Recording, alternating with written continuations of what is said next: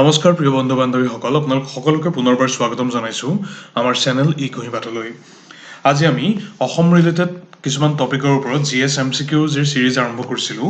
মূলতঃ upcoming Assam police constable পৰীক্ষা বা তেনেকুৱা ধৰণৰ যিসমূহ কম্পিটিটিভ এক্সাম আহি আছে, PNRD হওক বা APSC প্ৰিলিমছ জাতীয় যিসমূহ পৰীক্ষা, সেইসমূহত সহায়ক হোৱাকৈ যি MCQ চিৰিজ আমি আৰম্ভ কৰিছিলোঁ তাৰ পাৰ্ট 3 আগবঢ়াব বিচাৰিছোঁ। ইয়াত আমি সৰ্বমুঠ 10টা কুৱেশ্যন আৰু তাৰ লগত আনুষংগিক বিৱৰণ আমি আগবঢ়াবলৈ যত্ন কৰিম। কুৱেশ্যনখিনি যথেষ্ট কমন কুৱেশ্যন হ'ব, কিন্তু তাৰ লগত যিখিনি এক্সপ্লেনেশ্যন থাকিব সেইখিনি গুৰুত্বপূৰ্ণ। আশা কৰোঁ আপোনালোক উপকৃত হ'ব ভিডিঅ'টোৰ পৰা। আৰু প্ৰথম দুটা খণ্ডৰ দৰেই এইটো খণ্ডও প্ৰস্তুত কৰি আপোনালোকৰ বাবে আগবঢ়াইছে সদ্য ঘোষিত SI পৰীক্ষাত 135 সংখ্যক ৰেংকেৰে উত্তীৰ্ণ হোৱা আব্দুল মমিন। আৰু প্ৰথম দুটা খণ্ডৰ লিংক আমি ডেছক্ৰিপশ্যনত উল্লেখ কৰি দিছোঁ। যদি আপোনালোকে এতিয়ালৈকে চোৱা নাই তেতিয়াহ'লে এইকেইটা চাই ল'বৰ বাবে অনুৰোধ জনালোঁ।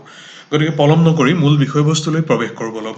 কুৱেশ্যন নম্বৰ 1, ইয়াত সুধিছে যে অসমৰ খাজুৰাহো বুলি কোনটো ঠাইক জনা যায়? আৰু ইয়াৰ শুদ্ধ উত্তৰটো হৈছে অপশ্যন বিত উল্লেখিত খ অপশ্যনটো, মদন কামদেৱ। এতিয়া এই মদন কামদেৱ হৈছে মূলতঃ এটা আৰ্কিঅলজিকেল ছাইট, যিটো ক'ত অৱস্থিত? কামৰূপৰ বাইহাটা চাৰিআলিত। আৰু এই মদন কামদেৱৰ প্ৰতিষ্ঠাৰ যি টাইমলাইন, সেই টাইমলাইন প্ৰায় 9 to 10 চেঞ্চুৰীলৈ ট্ৰেছ কৰিব পাৰি। আৰু মূলতঃ কামৰূপৰ সেই সময়ৰ খুব প্ৰতাপী পাল ডাইনেষ্টিৰ যিসমূহ ৰজা, সেই ৰজাসমূহৰ সময়তেই এই মদন কামদেৱ যি আৰ্কিঅলজিকেল ছাইট সেইটো প্ৰতিষ্ঠা হৈছিল বুলি বিশ্বাস কৰা হয়। এতিয়া ইয়াত খাজুৰাহোৰ উল্লেখ আছে। খাজুৰাহো কি সেইটো যদি আমি চাব যত্ন কৰোঁ, তেতিয়াহ'লে মূলতঃ it is a set of Hindu temples and Jain temples, যিসমূহ ক'ত লোকেটেড হৈ আছে? মধ্যপ্ৰদেশৰ ছত্তৰপুৰ ডিষ্ট্ৰিক্টত ই অৱস্থিত হৈ আছে। ই হৈছে এটা ইউনেস্কো ৱৰ্ল্ড হেৰিটেজ ছাইট। আৰু মূলতঃ ইয়াৰ যিসমূহ নাগৰা ষ্টাইল আৰ্কিটেকচাৰেল চিম্বলিজিম আৰু লগতে তাত ডেপিক্ট হোৱা ইৰটিক স্কাল্পচাৰসমূহৰ বাবে বিখ্যাত। আৰু প্ৰায় সংখ্যক খাজুৰাহো টেম্পলৰ প্ৰতিষ্ঠা হৈছিল 885 খ্ৰীষ্টাব্দৰ পৰা 1050 খ্ৰীষ্টাব্দৰ ভিতৰত। আৰু কোনটো ডাইনেষ্টিৰ ৰজাই ইয়াক প্ৰতিষ্ঠা কৰিছিল? এইটো খুব আহে, চান্দেলা ডাইনেষ্টিৰ ৰজাই এই খাজুৰাহো টেম্পলসমূহ প্ৰতিষ্ঠা কৰিছিল। গতিকে এইখিনি আমি জানিলোঁ খাজুৰাহো আৰু লগতে অসমৰ খাজুৰাহো মদন কামদেৱৰ বিষয়ে। মুভিং অন, কুৱেশ্যন নম্বৰ 2, স্বাধীনোত্তৰ অসমৰ প্ৰথমগৰাকী মুখ্যমন্ত্ৰী কোন আছিল? আৰু আমি সকলোৱে জানো স্বাধীনোত্তৰ অসম অৰ্থাৎ স্বাধীনতাৰ পাছত অসমৰ প্ৰথম মুখ্যমন্ত্ৰীত্বৰ দায়িত্বভাৰ গ্ৰহণ কৰা প্ৰাতঃস্মৰণীয় ব্যক্তিজন হৈছে গোপীনাথ বৰদলৈ। এতিয়া গোপীনাথ বৰদলৈৰ পূৰ্বে অৰ্থাৎ স্বাধীনতাৰ প্ৰাক সময়তেই 1937 চনত ছাৰ সৈয়দ মহম্মদ ছাদুল্লাই প্ৰথম মুখ্যমন্ত্ৰীত্বৰ তেওঁ দায়িত্ব গ্ৰহণ কৰিছিল। আৰু ইয়াত উল্লেখ কৰি দিছোঁ, স্বাধীনতাৰ আগত ব্ৰিটিছ ভাৰতৰ অসম প্ৰদেশৰ তেওঁ মুখ্যমন্ত্ৰী আছিল। আৰু সেই সময়ত মুখ্যমন্ত্ৰী পদটোক প্ৰধানমন্ত্ৰী বুলি কোৱা হৈছিল। আৰু অসমৰ একমাত্ৰ মহিলা মুখ্যমন্ত্ৰী কোন? ছৈয়দা আনোৱাৰা তাইমুৰ। এইটো কেতিয়াবা সোধে। আৰু এইখিনিতে আমি সমগ্ৰ ভাৰতীয় প্ৰেক্ষাপটত ইণ্ডিয়ান কনটেক্সটত ফাৰ্ষ্ট ফিমেল ইণ্ডিয়ান চিফ মিনিষ্টাৰ্ছৰ প্ৰথম 4গৰাকীৰ লিষ্ট উল্লেখ কৰি দিছোঁ।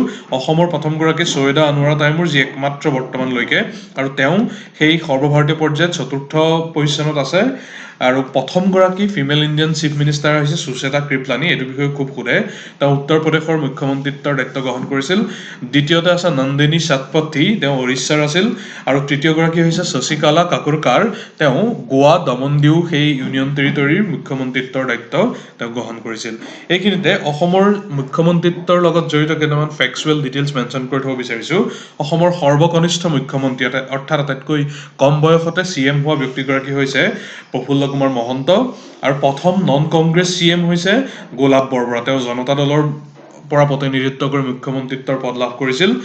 লংগেষ্ট ছাৰ্ভিং যদি উলিয়াব দিয়ে তেতিয়াহ'লে সদ্যপ্ৰয়াত মুখ্যমন্ত্ৰী তৰুণ গগৈ। তেওঁ 15 বছৰৰ বাবে 2001 চনৰ পৰা 2016 চনলৈ এই পদ অধিকৃত হৈ আছিল। আৰু গতিকে তেওঁ হৈছে লংগেষ্ট ছাৰ্ভিং অফিচ হোল্ডাৰ।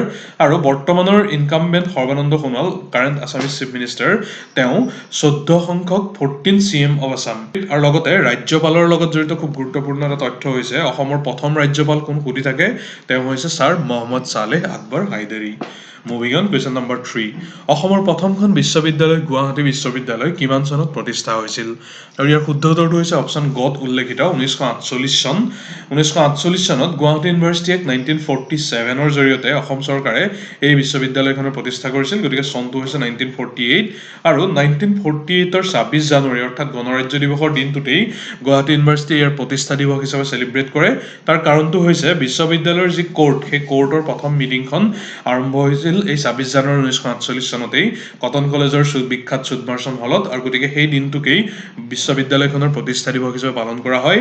এই বিশ্ববিদ্যালয়ৰ প্ৰথম ভাইচ চেঞ্চেলৰ বা উপাচাৰ্য আছিল পথিতযশা অসমীয়া পণ্ডিত কৃষ্ণকান্ত হেণ্ডিক আৰু পনিধৰ দত্ত যোৰহাটৰ তেখেতে প্ৰথমগৰাকী ৰেজিষ্ট্ৰাৰ হিচাপে কৰ্তব্যৰত আছিল আৰু এই বিশ্ববিদ্যালয়ৰ যিটো এমব্লেম যিটো লগোটো সেই লগোটো ডিজাইন কৰিছিল টি মুখাৰ্জীয়ে তেওঁ এগৰাকী আহমেদাবাদৰ টেক্সটাইল ডিজাইনাৰ আছিল আৰু এই লগোটোত আপোনালোকে দেখিছেই ইয়াত হয়তো সম্পূৰ্ণ ক্লিয়াৰ হোৱা নাই কিন্তু ইয়াত উল্লেখ আছে বিদ্যায় সাধায়তা অৰ্থাৎ এচিভমেণ্ট থ্ৰু লাৰ্ণিং সেই বিশেষ সংস্কৃত ৱৰ্ড দুটা ইনস্ক্ৰাইব হৈ আছে আৰু এইটোৱে হৈছে গুৱাহাটী বিশ্ববিদ্যালয়ৰ লগো নেক্সট চতুৰ্থ প্ৰশ্নটো চাওঁ ৰাষ্ট্ৰপতিৰ আসনত অধিষ্ঠিত হোৱা অসমীয়া প্ৰথম আৰু একমাত্ৰ অসমীয়াজন কোন এই অসমীয়াটো ভুলকৈ দুবাৰ টাইপ হৈছে ৰাষ্ট্ৰপতিৰ আসনত অধিষ্ঠিত হোৱা প্ৰথম আৰু একমাত্ৰ অসমীয়াজন কোন আৰু তেওঁ হৈছে অপশ্যন বিত উল্লেখিত ফখৰুদ্দিন আলী আহমেদ তেওঁ বৰ্তমানলৈকে একমাত্ৰ অসমীয়া যি এই পদত অধিষ্ঠিত হৈছে তেওঁ 1974 চনৰ পৰা 1977 চনলৈ পঞ্চমগৰাকী ভাৰতবৰ্ষৰ ৰাষ্ট্ৰপতি হিচাপে কৰ্তব্যৰত আছিল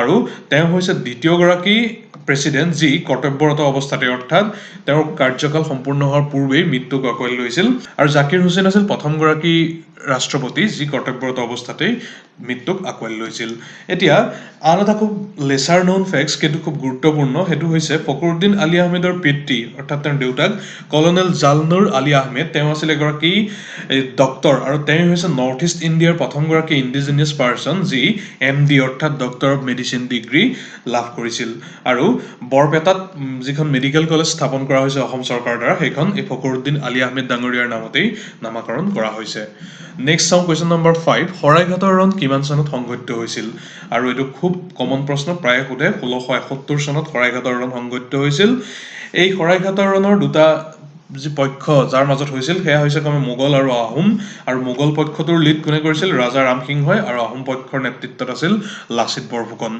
আৰু উদয়াদিত্য সিংহ আছিল সেই সময়ৰ আহোম ৰজা এই যুদ্ধখন যেতিয়া সংঘটিত হৈছিল আৰু আন এগৰাকী খুব পথিতযশা আহোম বিষয়া যাৰ যি এই বেটল অফ শৰাইঘাটত খুব গুৰুত্বপূৰ্ণ কন্ট্ৰিবিউশ্যন আগবঢ়াইছিল তেওঁ হৈছে আতন বুঢ়াগোহাঁই আৰু আহোম ডিফেন্স যিটো এই যুদ্ধৰ বাবে প্ৰস্তুত কৰা হৈছিল সেইটো এনেদৰে এছাইন কৰা হৈছিল যাতে নৰ্থ বেংক বা উত্তৰ যিটো পাৰ সেই উত্তৰ পাৰৰ কমাণ্ডত থাকিব আতন বুঢ়াগোহাঁই আৰু দক্ষিণ পাৰৰ কমাণ্ড চম্ভালিব লাচিত বৰফুকন নিজে এতিয়া আহোম মোগল যিটো কনফ্লিক্ট সেই কনফ্লিক্টৰ আৰম্ভণি 1615 খ্ৰীষ্টাব্দৰ সময়ৰ পৰাই আৰম্ভ হৈছিল বুলি গণ্য কৰা হয় আৰু ইয়াৰ প্ৰথমটো মেজৰ ডেভেলপমেণ্ট আছিল ট্ৰিটি অফ অসুৰৰ আলি অৰ্থাৎ অসুৰৰ আলিৰ সন্ধি 1639 খ্ৰীষ্টাব্দত এই অসুৰৰ আলি চুক্তি স্বাক্ষৰিত হৈছিল আৰু এই চুক্তিৰ দুটা স্বাক্ষৰকাৰী পক্ষ আছিল মোগল ফৌজদাৰ আল্লাহ ইয়াৰ খান আৰু আহোম সেনাপতি মোমাই তামুলী বৰবৰুৱা এই চুক্তিৰ অনুসৰি আহোম আৰু মোগলৰ মাজৰ যি সীমা সেই সীমা ফিক্স কৰা হৈছিল উত্তৰ পাৰে বৰনদী আৰু দক্ষিণ পাৰে অসুৰৰ আলি বুলি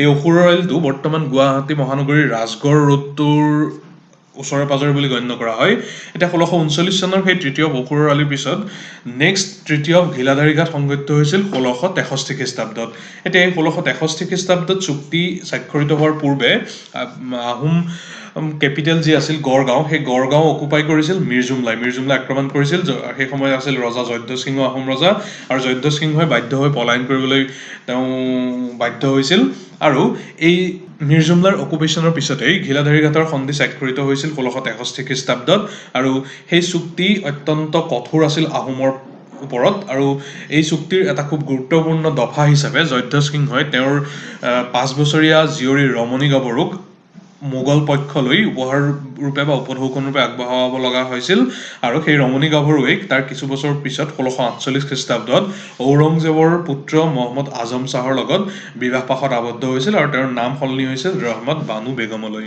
নেক্সট 1663 খ্ৰীষ্টাব্দৰ সেই গিলাধাৰী ঘাটৰ সন্ধি আহোমসকলৰ বাবে বিয়েৰ কৰাটো খুব অসহ্যকৰ আছিল আৰু সেইবাবে 1669 খ্ৰীষ্টাব্দত আন এখন খুব গুৰুত্বপূৰ্ণ যুদ্ধ সংঘটিত হৈছিল যিখন আহোম মোগল কনফ্লিক্টৰ এক অন্যতম গুৰুত্বপূৰ্ণ ষ্টেপ বুলি গণ্য কৰা হয় আৰু কিছুদিন পূৰ্বে 2020 চনৰ আগষ্ট মাহত এই বিশেষ যুদ্ধখন খুব চৰ্চালৈ আহিছিল কাৰণটো কৈ আছো 1669 খ্ৰীষ্টাব্দত সংঘটিত হোৱা সেই যুদ্ধখন আছিল বেটল অফ আলাবৈ ৰণ আৰু আলাবৈ ৰণ সংঘটিত হোৱাৰ সময়ত আহোম ৰজা আছিল চক্ৰধ্বজ সিংহ কিন্তু আনফৰ্চুনেটলি আলাবৈ ৰণত আহোম পক্ষ খুব শোচনীয়ভাৱে পৰাস্ত হৈছিল আৰু প্ৰায় 10,000 আহোম সৈন্যই প্ৰাণ হেৰুৱাব লগা হৈছিল এই আলাবৈ ৰণখন ৰিসেন্টলি কিয় পুনৰ চৰ্চাত আহিছিল কাৰণ অসম চৰকাৰে আলাবৈ ৰণ মেমৰিয়েল হিচাপে আলাবৈ ৱাৰ মেমৰিয়েল হিচাপে এটা বিশেষ ষ্ট্ৰাকচাৰ 2020 চনৰ আগষ্ট মাহত তেওঁলোকে প্ৰতিষ্ঠা কৰিছে আৰু এই আলাবৈৰণৰ পিছতেই 1671 খ্ৰীষ্টাব্দত ইতিমধ্যে আলোচনা কৰি অহা শৰাইঘাটৰ যুদ্ধ সংঘটিত হৈছিল য'ত আহোম পক্ষ বিজয়ী হৈছিল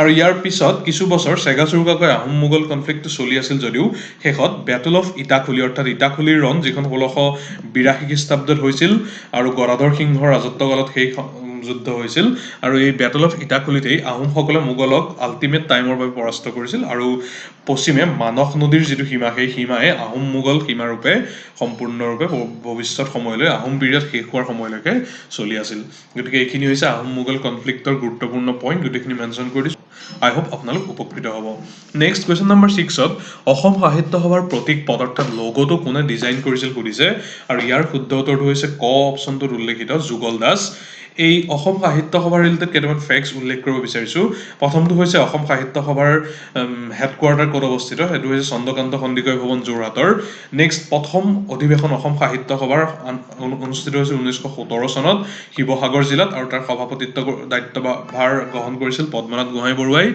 নেক্সট শৰৎচন্দ্ৰ গোস্বামী তেওঁ আছিল অসম সাহিত্য সভাৰ প্ৰতিষ্ঠাপক সম্পাদক এইটো সোধে কেতিয়াবা নেক্সট 1926 চনৰ পৰা অসম সাহিত্য সভাই তেওঁলোকৰ যি এই পত্ৰিকা তেওঁলোকৰ আলোচনী সেই আলোচনী অসম সাহিত্য সভা পত্ৰিকা 3 মাহৰ অন্তৰালত প্ৰকাশ কৰি আহিছে মাজতে কিছুদিন বন্ধ আছিল পুনৰ কণ্টিনিউ হৈছে আৰু ইয়াৰ প্ৰথম সম্পাদক কোন আছিল চন্দ্ৰধৰ বৰুৱা আৰু চন্দ্ৰধৰ বৰুৱা আন এটা ফালৰ পৰা খুব গুৰুত্বপূৰ্ণ তেওঁ হৈছে অসম সাহিত্য সভাৰ দ্বিতীয়গৰাকী সভাপতি নেক্সট সাহিত্য সভাৰ যিটো মূল সংগীত সেইটো হৈছে চিৰ চেনেহী মোৰ ভাষা জননী আৰু এইটোৰ ৰচক হৈছে মিত্ৰদেৱ মহন্ত আৰু ইয়াৰ সুৰ কৰিছে ইয়াৰ স্বৰলিপি কৰিছে যোৰহাটৰ ইন্দ্ৰেশ্বৰ শৰ্মা যি কিছুদিন পূৰ্বে যাৰ মৃত্যু হৈছে নেক্সট 7 নং প্ৰশ্নত অসম চুক্তি সমাপন হোৱা তাৰিখ আৰু বছৰটো কি সুধিছে ইয়াত ক অপশ্যনটোত উল্লেখ আছে শুদ্ধ উত্তৰটো 15 আগষ্ট 1985 এই অসম চুক্তিখন আছিল মূলত এখন মেমৰেণ্ডাম অফ সেটেলমেণ্ট MOS যিখন সাইন হৈছিল মূলত গভৰ্ণমেণ্ট অফ ইণ্ডিয়াৰ ৰিপ্ৰেজেন্টেটিভ আৰু অসম আন্দোলনৰ নেতাসকলৰ মাজত ৰাজীৱ গান্ধী আছিল সেই সময়ৰ প্ৰাইম মিনিষ্টাৰ আৰু তেওঁৰ প্ৰেজেন্সত নতুন দিল্লীত 1985 চনৰ 15 আগষ্টত এই চুক্তি স্বাক্ষৰিত হৈছিল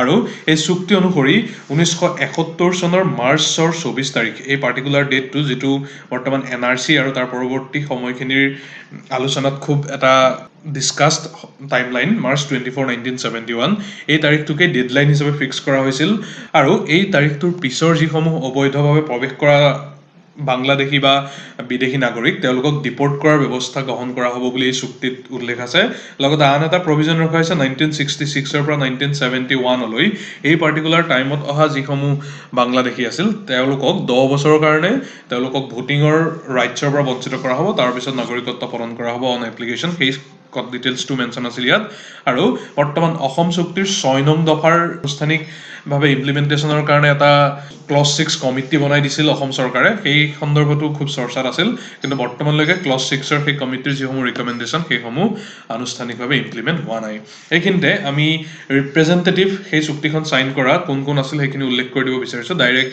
উইকিপিডিয়াৰ পৰা এই স্ক্ৰিনশ্বটটো লোৱা হৈছে president all Assam students union অৰ্থাৎ আসুৰ সেই সময়ৰ সভাপতি Prafulla Kumar Mahanta next general secretary ভিগু Kumar Phukan আৰু আন এটা সংগঠন যেটো অসম মুভমেন্টৰ নেতৃত্বত জড়িত আছিল অল আসাম গণসংগ্ৰাম পৰিষদ তাৰ জেনেৰেল সেক্ৰেটাৰী বিৰাজ কুমাৰ শৰ্মা এই তিনিগৰাকী আছিল আসাম মুভমেন্ট ৰিপ্ৰেজেন্টেটিভ আৰু গভৰ্ণমেন্ট অফ ইণ্ডিয়া আৰু আসামৰ ৰিপ্ৰেজেন্টেটিভ হিচাপে গভৰ্ণমেন্ট অফ ইণ্ডিয়াৰ অৰ্থাৎ চেন্ট্ৰেল গভৰ্ণমেন্টৰ হোম সেক্ৰেটাৰী RD প্ৰধান আৰু অসম চৰকাৰৰ চিফ সেক্ৰেটাৰী PP ত্ৰিবেদী তেওঁলোকে এই চুক্তিত স্বাক্ষৰিত কৰিছিল আৰু ইতিমধ্যে কৈছোৱেই তদানীন্তন প্ৰাইম মিনিষ্টাৰ ভাৰতবৰ্ষৰ ৰাজীৱ গান্ধী তেওঁৰ উপস্থিতিত এই চুক্তি স্বাক্ষৰিত হৈছিল নেক্সট কুৱেশ্যন নম্বৰ 8 ইয়াত অসমীয়া ভাষাক চৰকাৰী ভাষা ৰূপে কোন চনত স্বীকৃতি প্ৰদান কৰা হৈছিল সুধিছে আৰু ইয়াৰ শুদ্ধ উত্তৰটো হৈছে অপচন 8 যেটো উল্লেখ আছে 1960 চন মূলত প্ৰেক্ষাপটটো যদি আমি আলোচনা কৰিবলৈ চাওঁ তেতিয়া হলে 1956 চনত ষ্টেট ৰিঅৰ্গানাইজেশ্যন এক্ট যেতিয়া ইমপ্লিমেন্ট কৰা হৈছিল যাৰ মূলত ভিত্তি আছিল যে ল্যাঙ্গুইষ্টিক ষ্টেট ফৰ্মেশন কৰা হ'ব অৰ্থাৎ ভাষাৰ ভিত্তিত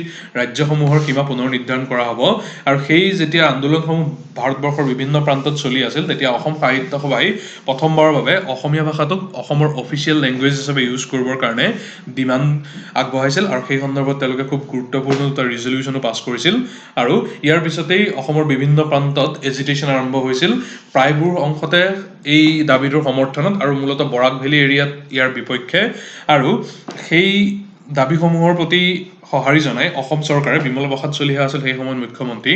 তেওঁ 1960 চনত আছাম অফিচিয়েল লেংগুৱেজ এক্টখন পাছ কৰিছিল অসম বিধানসভাত, যাৰ জৰিয়তে অসমৰ অফিচিয়েল লেংগুৱেজ হিচাপে অসমীয়া ভাষাটোক স্বীকৃতি প্ৰদান কৰা হৈছিল। এতিয়া ভাৰতীয় সংবিধানৰ আৰ্টিকল 345 এইটো এই সংক্ৰান্তত খুব এটা গুৰুত্বপূৰ্ণ আৰ্টিকল, কিয়নো এই পাৰ্টিকুলাৰ আৰ্টিকলটোৱে ডিল কৰে official language or languages of a state, আৰু এই বিশেষ আৰ্টিকলটোৰ জৰিয়তে ষ্টেট লেজিসলেচাৰসমূহক এটা বা এটাতকৈ বেছি সংখ্যক ভাষা যিটো সেই ৰাজ্যখনত ব্যৱহাৰ হয় সেই ৰাজ্যখনৰ অফিচিয়েল লেংগুৱেজ হিচাপে নিযুক্ত কৰিবৰ বাবে ক্ষমতা প্ৰদান কৰা হৈছে। আৰু ইয়াৰ পূৰ্বেও অসমীয়া ভাষাৰ আনুষ্ঠানিক স্বীকৃতি প্ৰদানৰ লগত জড়িত খুব দুটা গুৰুত্বপূৰ্ণ ফেক্ট আমি ইয়াত উল্লেখ কৰিব বিচাৰিছোঁ। 1836 চনত ব্ৰিটিছ শাসনকাল চলি থকা সময়ত বেংগলী অসমীয়া ভাষাৰ পৰিৱৰ্তে বেংগলী ভাষাক আনুষ্ঠানিক ভাষাৰূপে অসমৰ কোৰ্ট কাছাৰী বা শিক্ষানুষ্ঠানসমূহত ব্যৱহাৰৰ বাবে এটা সিদ্ধান্ত পাছ কৰা হৈছিল, যিটোৰ জৰিয়তে অসমীয়া ভাষাৰ ডাৰ্ক এৰাটো আৰম্ভ হৈছিল বুলি গণ্য কৰা হয়। আৰু বহুত দীঘলীয়া এটা পৰিক্ৰমাৰ পিছত 1872 চনত সেই সময়ৰ lieutenant governor of Bengal George কেম্পবেলে সেই যিটো বেংগলী ভাষাক আনুষ্ঠানিক ভাষাৰ মৰ্যাদা দিয়া হৈছিল সেই অৰ্ডাৰটো কেঞ্চেল কৰি অসমীয়াক এডুকেশ্যন আৰু এডমিনিষ্ট্ৰেটিভ পাৰপাজত অফিচিয়েল লেংগুৱেজ হিচাপে ব্যৱহাৰ কৰিবৰ বাবে সিদ্ধান্ত তেওঁ আগবঢ়াইছিল। গতিকে এই 1836 পৰা 1872 লৈ এই বিশেষ সময়ছোৱা আছামিজ লেংগুৱেজৰ ডাৰ্ক এৰা বুলি গণ্য কৰা হয়। এতিয়া এইখিনিতে অসমৰ ভাষা ৰিলেটেড কেইটামান গুৰুত্বপূৰ্ণ তথ্য আৰু সংবিধানৰ লগত জড়িত দুটামান তথ্য আগবঢ়াব বিচাৰিছোঁ। এতিয়া বেংগলী ভাষাটো অসমৰ 3খন ডিষ্ট্ৰিক্টত, মূলতঃ বৰাক ভেলীৰ যি 3খন ডিষ্ট্ৰিক্ট তাৰ অফিচিয়েল লেংগুৱেজ সেইকেইখন হৈছে ক্ৰমে কাছাৰ, কৰিমগঞ্জ আৰু হাইলাকান্দি। এতিয়া 2020 চনৰ ডিচেম্বৰ মাহত আছাম অফিচিয়েল লেংগুৱেজ এক্ট 1960 যিখন আছিল তাৰ এটা নতুন এমেণ্ডমেণ্ট কৰি বড়ো ভাষাটোক অসম চৰকাৰে, অসম বিধানসভাই এছ'চিয়েট অফিচিয়েল লেংগুৱেজৰ মৰ্যাদা প্ৰদান কৰিছে। আৰু আমি এই বস্তুটো খুব সকলোৱে জানো নিশ্চয় যে সংবিধানৰ 8th চিডিউলত অফিচিয়েল লেংগুৱেজসমূহ, ভাৰতবৰ্ষৰ অফিচিয়েল যিসমূহ লেংগুৱেজ সেইসমূহ লিষ্ট কৰা আছে, আৰু সেই লিষ্টখনত বৰ্তমান 22টা ভাষা সন্নিৱিষ্ট হৈ আছে।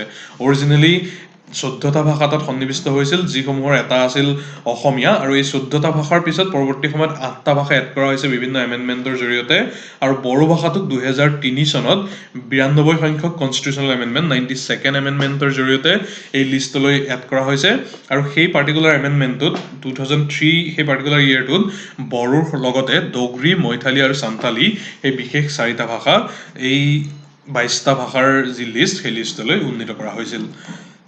নেক্সট চাওঁ কুৱেশ্যন নম্বৰ 9। ইয়াত টুচু পূজাটো কোনটো জনজাতি বা জনগোষ্ঠীয়ে উদযাপন কৰে সুধিছে।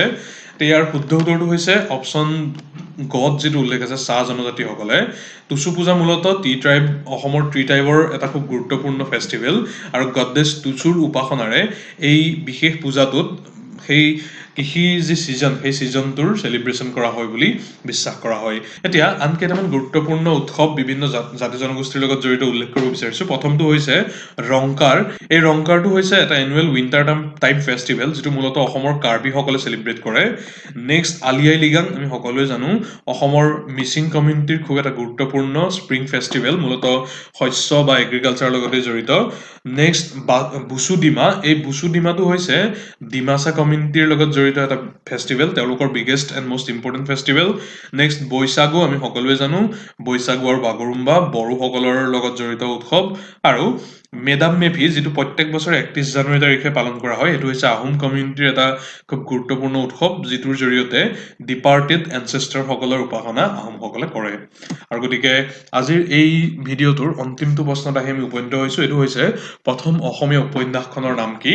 আৰু ইয়াৰ শুদ্ধ উত্তৰটো হৈছে অপশ্যন বিত যিটো উল্লেখ আছে ভানুমতী। এই ভানুমতীখন ইয়াৰ ৰচনা কৰিছিল, এইখন লিখিছিল বা ইয়াৰ নভেলিষ্ট আছিল পদ্মনাথ গোহাঁই বৰুৱা।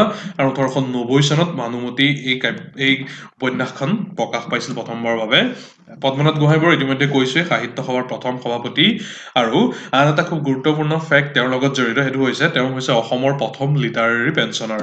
আৰু তেওঁৰ আন এখন গুৰুত্বপূৰ্ণ নভেল হৈছে লাহৰী, যিখন 1892 চনত প্ৰকাশ পাইছিল। আৰু এইখিনিতে আমি অসমৰ প্ৰথম কেইটামান গুৰুত্বপূৰ্ণ fact, first in Assam, specifically language আৰু লিটাৰেচাৰৰ লগত জড়িত, সেইকেইটা উল্লেখ কৰি থ'ব বিচাৰিছোঁ। এইকেইটা প্ৰায়ে পৰীক্ষাত অহা দেখা পোৱা যায়। প্ৰথমটো হৈছে অসমীয়া লেংগুৱেজত প্ৰকাশ পোৱা প্ৰথম প্ৰিণ্টেড বুক কি? আৰু সেইটো হৈছে ধৰ্মপুস্তক আত্মাৰাম শৰ্মাই 1813 চনত সেইখন লিখিছিল next first modern play in Assamese সেইখন হৈছে ৰাম নৱমী গুণাভিৰাম বৰুৱাই লিখা 1857 চনত সেইখন প্ৰকাশ হৈছিল নেক্সট অসমীয়াত লিখা প্ৰথম মডাৰ্ণ বায়োগ্ৰাফি কি আৰু সেইটো হৈছে জীৱন চৰিত গুণাভিৰাম বৰুৱাৰে 1880 চনত next first Assamese play to be broadcasted over all India ৰেডিঅ'ত প্ৰকাশিত হোৱা অল ইণ্ডিয়া ৰেডিঅ'ত পাব্লিছ হোৱা প্ৰথম অসমীয়া নাটকখন হৈছে বিন বৰাগী এই বিন বৈৰাগীখন 1935 চনত প্ৰফুল্ল চন্দ্ৰ বৰুৱাই লিখি উলিয়াইছিল আৰু এইখন প্ৰচাৰ হৈছিল অল ইণ্ডিয়া ৰেডিঅ'ত নেক্সট প্ৰথম অসমীয়া ৰোমান্টিক কবিতাটো হৈছে বনকুঁৱৰী যাৰ কবি হৈছে চন্দ্ৰকুমাৰ আগৰৱালা আৰু প্ৰথম অসমীয়া চনেটটো হৈছে প্ৰিয়তমাৰ চিঠি যিটো ৰচক হৈছে হেমচন্দ্ৰ গোস্বামী গতিকে এইখিনিতে আমি আজিৰ এই ভিডিঅ'টোৰ সমাপ্তি ঘটাব বিচাৰিছোঁ সকলোকে ধন্যবাদ শেষলৈকে চোৱাৰ বাবে আশা কৰোঁ আপোনালোক উপকৃত হৈছে আৰু এনেধৰণৰ ভিডিঅ' যদি পৰৱৰ্তী সময়ত আপোনালোকক প্ৰয়োজন তেতিয়াহ'লে অনুগ্ৰহ কৰি আমাক কমেণ্ট কৰিব আৰু চাই থাকিবলৈ নাপাহৰিব এই কুঁহিপাত ধন্যবাদ শুভৰাত্ৰি